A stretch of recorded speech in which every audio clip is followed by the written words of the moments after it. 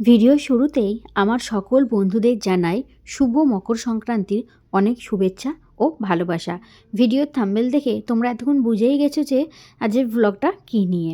তো চলো, সারাদিন সকাল সেরকমভাবে কোনো ভিডিও ক্লিপস নেওয়া হয়নি। আজকে যেহেতু সন্ধ্যাবেলায় পিঠে বানানো হবে, কেননা তাই ভাবলাম সেই সন্ধ্যাবেলার ভিডিও ক্লিপসটাই তোমাদের সঙ্গে শেয়ার করি। দেখতে থাকো, আশা করি তোমাদের ভালো লাগবে। এবার বলি, অনেকের বাড়িতেই কিন্তু পৌষ সংক্রান্তির দিন নতুন ছড়া পুড়িয়ে তারপরে পিঠে ভাজা হয়। আর আমাদের বাড়িতে কিন্তু ঠিক উল্টো, আমাদের বাড়িতে হয় পৌষ সংক্রান্তির আগের দিন, পৌষ সংক্রান্তির আগের দিন সন্ধ্যাবেলায় নতুন ছড়া পুড়িয়ে তারপরে কিন্তু পিঠে ভাজা হয়। আর সন্ধ্যাবেলায় মা দেখো চলে এসেছে রান্নাঘরে, আমাদের সন্ধে পুজো দেওয়া হয়ে গেছে। আর মা এদিকে সরা পিঠে বানানোও কিন্তু শুরু করে দিয়েছে।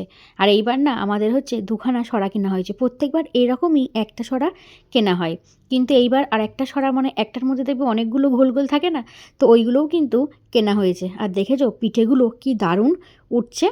আর এরকম পিঠে আর ঝোলা গুড় খেতে কিন্তু দারুণ লাগে। তবে আজকে আমাদের বেশি পিঠে বানানো হবে না, আজকে অল্প করেই পিঠে বানানো হবে। কেননা দাদা ভাসুর তো বাড়ি নেই, দাদা কাজের জন্য বাইরে রয়েছে, দাদা এলে আবার কিন্তু তখন পিঠে বানানো হবে। মায়ের ওদিকে পিঠে বানানো প্রায় শেষের দিকে, আর কয়েকটা পিঠে হলেই কিন্তু পিঠে বানানো হয়। তবে মা কিন্তু পিঠে একা বানায়নি, মায়ের সঙ্গে আমি আর দিদি ভাই দুজনা কিন্তু হেল্পার রয়েছি বলতে পারো। তো সবাই মিলেমিশেই কিন্তু পিঠে বানানো হচ্ছে। ওই যে আগের দিনে একটা ভিডিও শেয়ার করেছিলাম তোমাদের সাথে, যে থালাটা ডিজাইন করেছিলাম, ওই থালাটা কিন্তু কিনেছিলাম এভাবে পিঠে সাজানোর জন্য। তো সরা পিঠে আর ঝোলা গুড় দিয়ে দেখো এখানে সাজিয়ে ফেলেছি। আর এইদিকে এই পিঠেগুলোও প্রথম দিকে ভালো হচ্ছিল না, কিন্তু শেষের দিকে পিঠেগুলো না খুব সুন্দর উঠেছে। আর এই রকম সরা আমাদের প্রথম কেনা হলো, আমাদের ওই একটা সরাই কেনা হয়। তো এরকম একটা সরা এবার কেনার ইচ্ছা ছিল, তো আমি বাড়ি ছিলাম না, মা আবার কিনেছে এই সরাটা।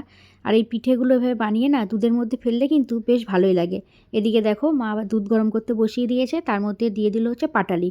তবে পাটালিটা দুধের মধ্যে দেওয়ার আগে একটা বাটির মধ্যে অল্প দুধ নিয়ে তার মধ্যে অল্প করে একটুখানি ওই পাটালি গুড়টা ফেলে দেবে, তারপরে দেখবে যে দুধটা ঠিকঠাক আছে কি না।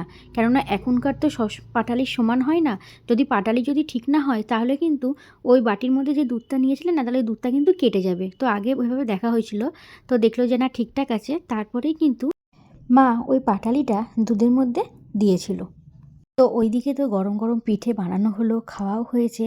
আর মাত্র 4 থেকে 5টা পিঠে বানানো বাকি রয়েছে, তখন ওই পিঠেগুলোই আমি বানাবো।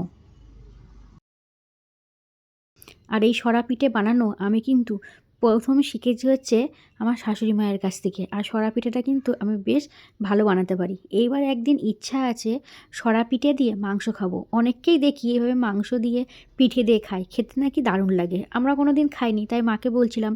মা বললো ঠিক আছে, তো একদিন রাতের বেলায় দুপুরের দিকে করবো না, দুপুরের দিকে করতে যদি করা হয় না খেতে খেতে ঠান্ডা হয়ে যাবে। আর রাতের বেলায় যদি করা হয় বাড়িতে সবাই থাকবে, তাহলে হচ্ছে গরম গরম পিঠে আর মাংস একদিন খেয়ে দেখবো। তো এইবার শীতে তো এটা খাবোই, ভেবেই রেখেছি। তো এদিকে কিন্তু মা দেখো দুধের মধ্যে সরা পিঠে যেটা বানিয়েছিল সেটা কিন্তু আবার দুধের মধ্যে ভিজিয়েছে। আর এইভাবে কিন্তু খেতে কিন্তু বেশ ভালো লাগে।